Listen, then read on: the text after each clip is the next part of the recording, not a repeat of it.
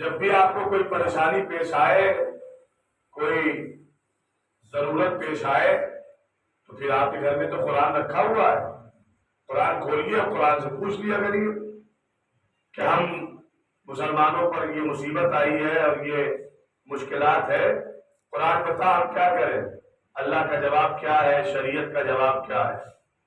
تو ساری عمر مسلمان قرآن سے پوچھتا رہے گا، لیکن قرآن اسے جواب نہیں دے گا۔ کیوں؟ قرآن خاموش ہے، قرآن سامی ترین۔ اب اگر قرآن کی آواز سننی ہے اور قرآن کا جواب سننا ہے، قرآن کی صدا سننی ہے، قرآن کی آواز سننی ہے، تو پھر زمانے والوں کو پلٹ کر اہل بیت علیہ السلام کے دروازے تک آنا ہوگا۔ اہل بیت بتائیں گے ناسخ و منسوخ کیا ہے، اہل بیت بتائیں گے محکمات و متشابہات کیا ہے، اہل بیت بتائیں گے کہ کس آیت کا مطلب کیا ہے اور اس آیت کا مصداق کیا ہے۔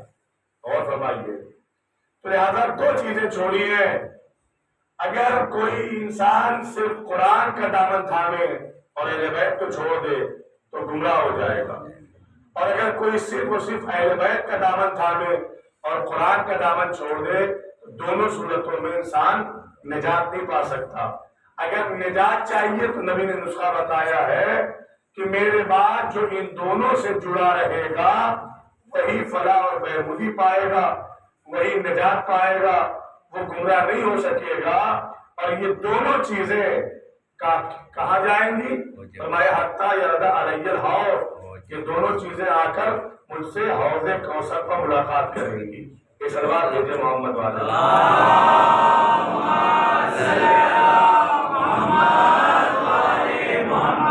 اندر والا اسپیکر تھوڑا کم کر دیں، سیٹی وہاں پر ایک سلوات اور پڑھ دیں محمد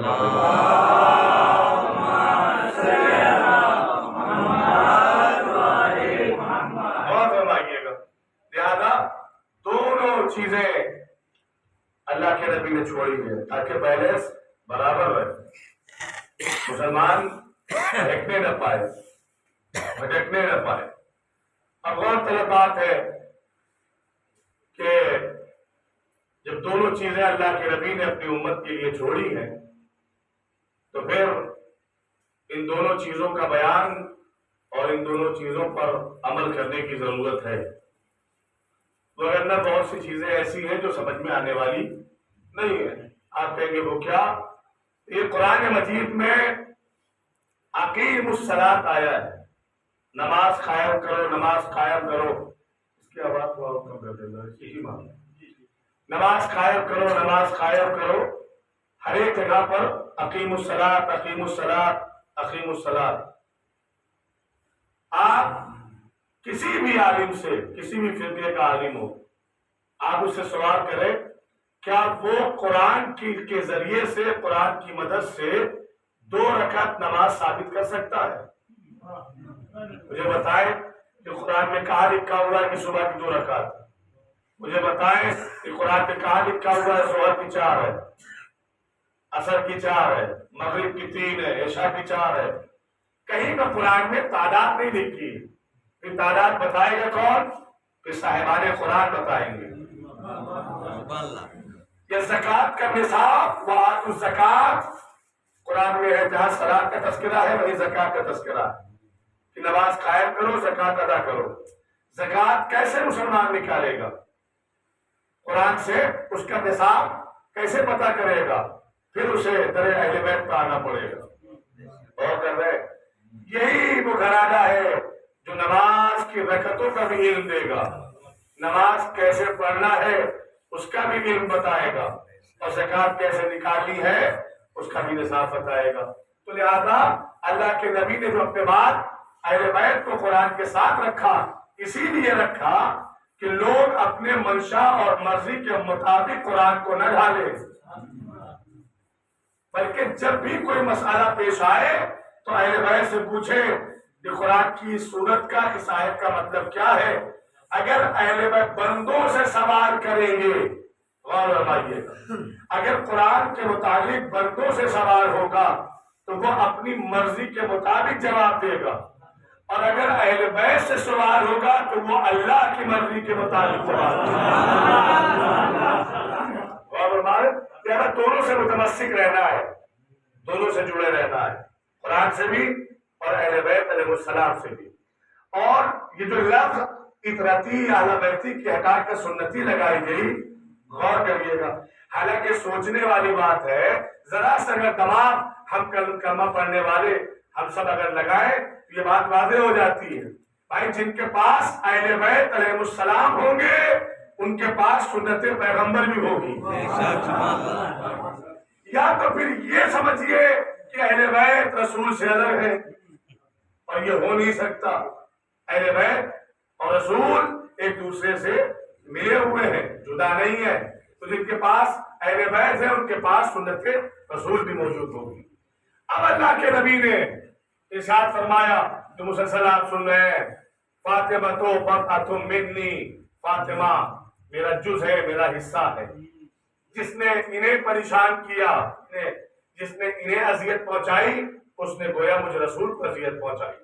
اور رسول کو اذیت پہنچانے والا ایسا ہے جیسے اللہ کو اذیت پہنچانے والا، اور اللہ کو اذیت پہنچانے والا کچھ بھی ہو سکتا ہے، مسلمان نہیں ہو سکتا۔ غور فرمائیے۔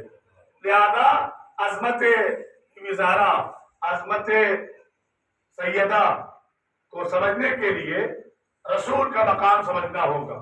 آپ دیکھیں کہ رسول جس کے احترام میں کھڑے ہو رہے ہیں، رسول جس بیٹی کو دیکھتے ہی یہ فرما دیتے تھے کہ میری بیٹی فاطمہ سے بوئے بہشت آتی ہے، جنت کی خوشبو محسوس ہوتی ہے، اور ہمارے آپ خوشبو جنت محسوس کرتے تھے، خود رسول محسوس کرتے تھے، یا اپنے مقام سے احترام کے لیے اٹھ جاتے تھے۔ تو لہذا سنی ہوئی بات ہے، میں بس دوہرا کر اور آگے نکلنا چاہوں گا۔ چونکہ ہمارا رسول 1,23,999 نبیوں کا سردار ہے، اور عقیدہ یہ کہتا ہے، ایمان گواہی دیتا ہے کہ جب سردار کسی کے احترام میں کھڑا ہوگا تو رعایا بھی کھڑی ہوگی۔ جب سردار کسی کے احترام میں کھڑا ہوتا ہے تو پھر اس کے ماتحت جتنے بھی لوگ ہوتے ہیں سب احترام میں کھڑے ہوں گے۔ حضرت آدم بھی، ان پر بھی احترام واجب ہے، حضرت نوح پر بھی احترام واجب ہے۔ 1,23,999 انبیاء کرام جو کہ ہمارے رات کے نبی کے ماتحت ہیں، ان کی سرداری میں زندگی گزار رہے ہیں، ان سب پر احترام بی بی سیدہ لازم آتا ہے۔ کیوں؟ کیونکہ سردار کسی خاتون کے احترام میں کھڑا ہو رہا ہے۔ اب بہت طرف بات یہ ہے، دیکھیں میں نے کل بہت سی ساری چیزیں پچھلا چھوڑی تھی جس کو مجھے آج سمیٹ کر گفتگو قافلہ آگے بڑھا دینا ہے۔ اللہ کے نبی کا ایک خاص عمل جو آپ کی خدمت میں عرض کرنا ہے، وہ یہ کہ آیت تطہیر کے نازل ہونے کے بعد 6 مہینے تک اللہ کا رسول ہر نماز کے بعد اپنے صحابہ کے ساتھ اپنی بیٹی کے دروازے پہ جاتے تھے اور جا کر سلام کی آواز بلند کرتے تھے۔ کیا کہتے تھے؟ السلام علیکم یا اہل بیت النبوہ، اے نبوت کے اہل بیت، تم پر ہمارا سلام ہو۔ کس کا سلام؟ نبی کا سلام۔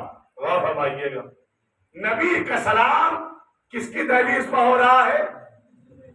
اہل بیت کی دہلیز پر، بی بی فاطمہ کی چوکھٹ پر ہو رہا ہے۔ اب دیکھیں صاحب، اگر عظمت بی بی سیدہ سمجھنا چاہتے ہیں تو ایک فکرے سے اندازہ لگائیے کہ ساری کائنات مل کر جس پر نماز کے بعد سلام پھیرے اسے رسول کہتے ہیں، اور رسول جس کی چوکھٹ پر جا کر سلام کرے اسے بطول کہتے ہیں۔ ایک سلوات بھیجے محمد۔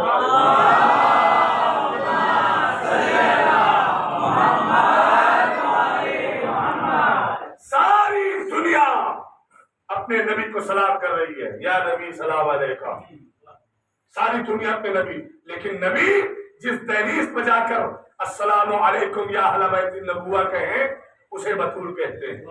اللہ عظمت دہلیز بی بی سیدہ یہ ہے، عظمت ذات بی بی سیدہ یہ ہے کہ سید المرسلین جا کر سلام کر رہے ہیں۔ اچھا اکیلے نہیں کر رہے ہیں، صحابہ کے ساتھ کر رہے ہیں تاکہ یہ صحابہ گواہ رہے اس دہلیز کی عظمت کے، تاکہ دنیا یہ دیکھے کہ اللہ کا نبی اکیلے نہیں جا رہا ہے، صحابہ کرام بھی جا رہے ہیں۔